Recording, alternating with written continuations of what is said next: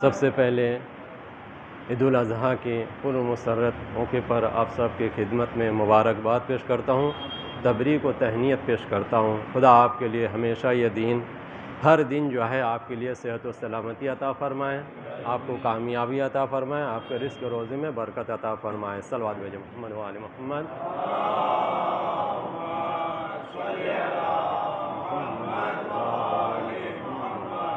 میرا مولا فرماتے ہیں اوصیکم عباد اللہ بتقوی اللہ، بندگان خدا آپ سب کو اور اپنی نفس کو تقوی کی جانب دعوت دیتا ہوں اور تاکید کرتا ہوں اپنی زندگی کے تقوی کے مطابق بسر کریں۔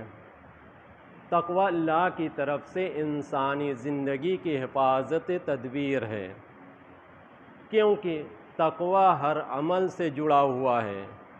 کسی بھی عبادت میں جائیے، اگر قربتاً الی اللہ ہے تو اس میں تقوی کا ہونا بہت ضروری ہے، یعنی ہر عمل میں حفاظت کو مد نظر رکھا ہے، جیسے صحت کی حفاظت، اموال کی حفاظت، حریم کی حفاظت، گھر کی حفاظت، معاملات کی حفاظت، اسرار کی حفاظت۔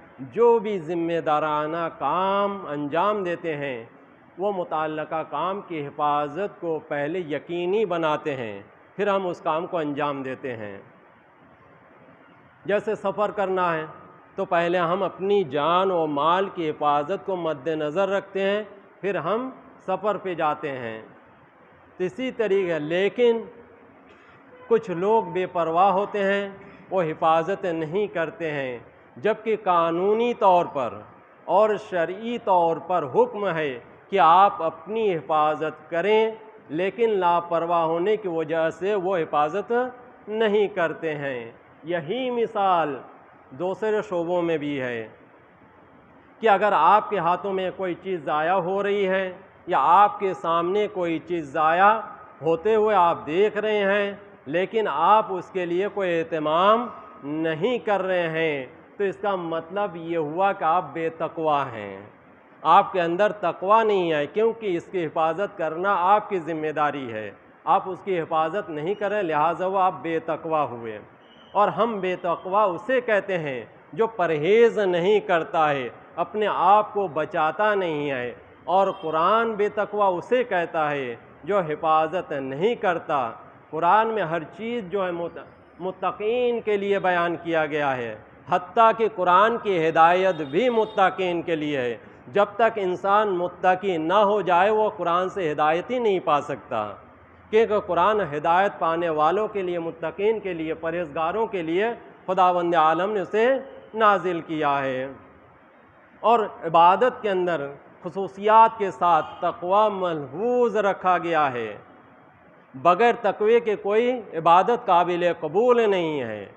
حج کا زمانہ ہے، حج میں اگر تقوی نہیں ہے تو قابل قبول نہیں ہے، صرف آپ کے پیسے کی بربادی ہے۔ کیوں؟ آپ جو حج انجام دے رہے ہیں اس میں تقوی نہیں ہے تو آپ نے خدا کے لیے انجام نہیں دیا ہے، اور خدا کے لیے اسی وقت جب آپ انجام دیں گے جب آپ کے اندر تقوی پائی جائے۔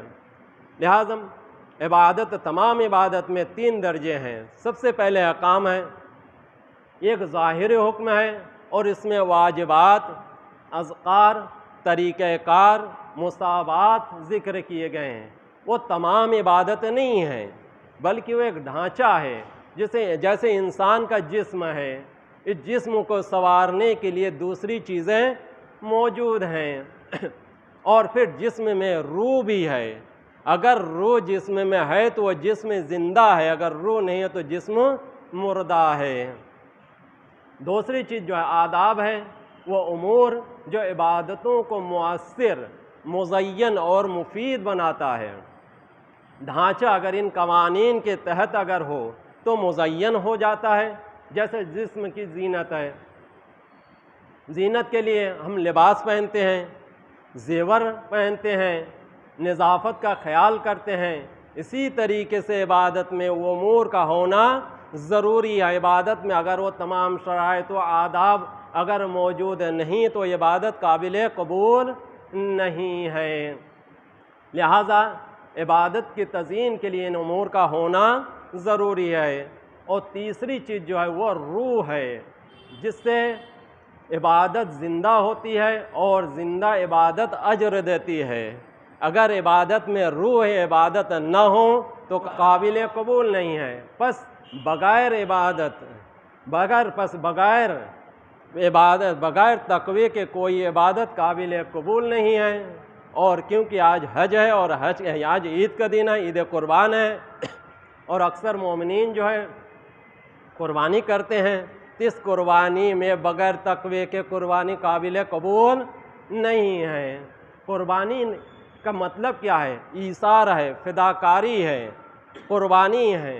جب تک اس میں یہ چیز موجود نہ ہو تب تک قابل قبول نہیں ہے۔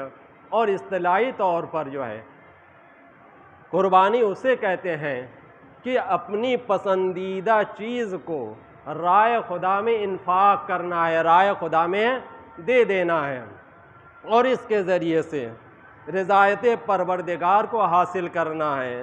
اور قربانی میں ہمیں وہ چیز عطا کرنا ہے، ہمیں وہ چیز دینا ہے جو سب سے زیادہ مجھے پسند ہو۔ ایسا نہیں ہے کہ ران کو ہم رکھ لیں جو ہمیں سب سے زیادہ پسند ہے اور دوسری چیزوں کو مومنین کے لیے دے دیا جائے، یہ تقویٰ نہیں ہے۔ بلکہ جو چیز آپ کو یہاں سے دینا ہے قربانی دینا ہے، یعنی آپ کو جو چیز پسند ہے اسے راہ خدا میں دینا ہے، تب جا کے قربانی قابل قبول ہے۔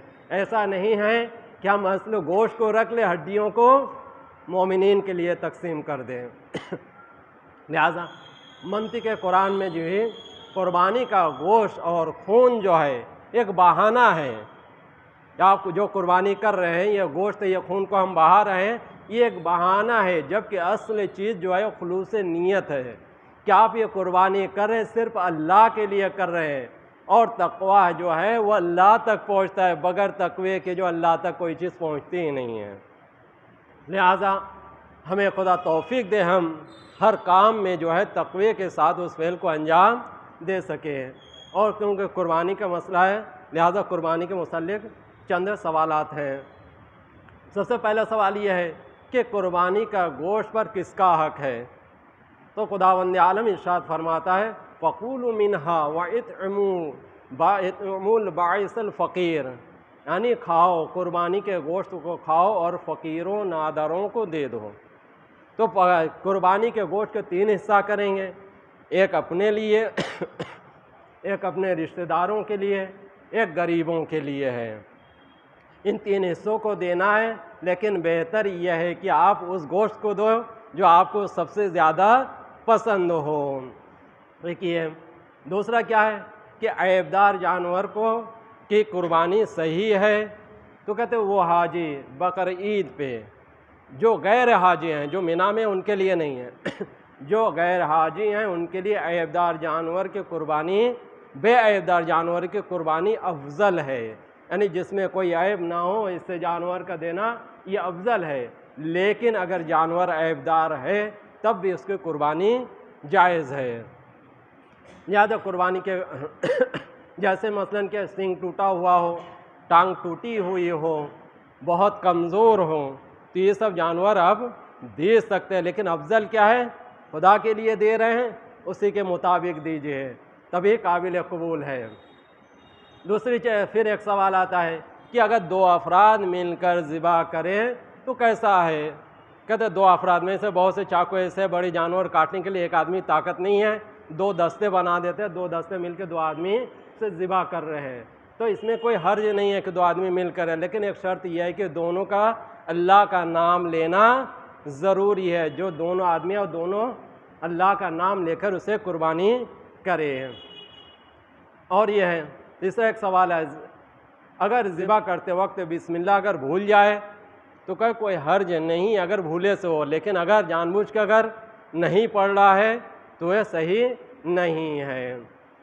اچھا ایک سوال یہ ہے کہ اسٹیل کی چھری، آج کل اکثر دیکھوں گے اسٹیل کی چھری ہے، تو کہتے ہیں اسٹیل کی چھری سے ذبح کرنا صحیح ہے؟ تو آغا سیستانی نواز اللہ کے نزدیک جو ہے ان کے نظریے کے مطابق جو ہے چھری جو ہے وہ لوہے کی ہونی چاہیے۔ احتیاط واجب کے طور پر اسٹیل کی چھری سے ذبح صحیح نہیں ہے۔ لیکن اگر لوہا نہ ہو تو ہر چیز سے ذبح کی جا سکتی ہے، یعنی اسٹیل کی چھری سے بھی ذبح کی جا سکتی ہے، سیستانی صاحب کا مسئلہ ہے۔ اگر نہ ہو لوہے کی چھری یا اور کوئی چیز جیسے شیشہ ہو اس سے بھی ذبح کر سکتے ہیں، یا تیز پتھر یا اس کے مانند اور دوسری چیزیں ہیں اس سے بھی آپ ذبح کر سکتے ہیں اگر لوہے کی چھری نہ ہو تو۔ لیکن آغائے خامنہی مقدس اللہ العالی کے نظریے کے مطابق جو ہے اسٹیل کی چھری سے ذبح کی جا سکتی ہے، جائز ہے۔ اور جانور کی عمر کتنی ہونی چاہیے؟ تو آغائے سیستانی نواز اللہ کے نزدیک جو احتیاط واجب کی بنا پر اونٹ 5 سال سے زیادہ ہو، گائے اور بکرے جو ہے وہ 2 سال سے زیادہ ہو، اور دمبا جو ہے وہ 7 سال سے زیادہ ہو، کم نہ ہو۔ اب سوال آتا ہے اگر اس عمر کے جانور نہ ملے تو کیا کریں؟ تو اس میں کیونکہ احتیاط واجب ہے لہذا آپ دوسرے آیت اعظام کی طرف رجوع کر سکتے ہیں۔ اور آغائے وحید خراسانی نواز اللہ کا نظریہ ہے کہ مستحب قربانی میں جو ہے وہ ان شرائط کا ہونا ضروری نہیں ہے، مستحب قربانی کے لیے شرائط ضروری نہیں ہے۔ ایک یہ ہو گئے، اور اس کے بعد جو ہے ایک سوال یہ ہے کیا عید کے قربانی کے ساتھ عقیقہ بھی ہو سکتی ہے یا نہیں ہے؟ تو کہتے ہیں جس کی طرف سے قربانی ہو اسی کا عقیقہ ہونا ضروری ہے۔ مثلا باپ کی قربانی ہے اور بیٹے کی نیت کے عقیقے کے گھر کہتے یہ صحیح نہیں ہے، بلکہ بیٹے کی اگر قربانی ہے تو بیٹے کا عقیقہ صحیح ہے، یعنی جس کی قربانی ہے اسی کا عقیقہ ہونا چاہیے۔ پھر ایک سوال آتا ہے کیا حصے داری میں کیا عقیقہ کر سکتے ہیں؟ کہتے ہیں نہیں، اگر حصے داری میں عقیقہ نہیں ہو سکتا ہے۔ دیکھیے، اور ایک آخری سوال یہ ہے کیا عید الاضحیٰ کے مستحب قربانی کو فجر کے بعد اور سورج نکلنے سے پہلے اسے قربانی کیا جا سکتا ہے؟ کہتے ہیں ہاں جائز ہے، یعنی طلوع فجر کے بعد سے سورج نکلنے سے پہلے بھی قربانی کرنا جائز ہے، لیکن افضل یہ ہے کہ سورج نکلنے کے بعد جتنی دیر میں نماز عید پڑھی جاتی ہے اتنی دیر صبر کرے، اس کے بعد جو ہے ذبح کرنا یہ افضل ہے۔ پروردگارہ ہمیں قربانی کے حقیقی مفہوم سمجھنے کی توفیق عطا فرما، اور اخلاص کے ہمراہ ہر سال زیادہ سے زیادہ قربانی اور جذبے کو اجاگر فرما، تاکہ ہم سب رضایت الہی کے لیے ہر کام جو ہے رضایت پروردگار کے لیے اسے اپنی زندگی کے زیر سایہ جو ہے ہم اسے بسر کر سکے، اسے انجام دے سکے۔ بسم اللہ الرحمن الرحیم۔ قل هو اللہ احد اللہ الصمد لم یلد ولم یولد ولم یکن له کفوا احد۔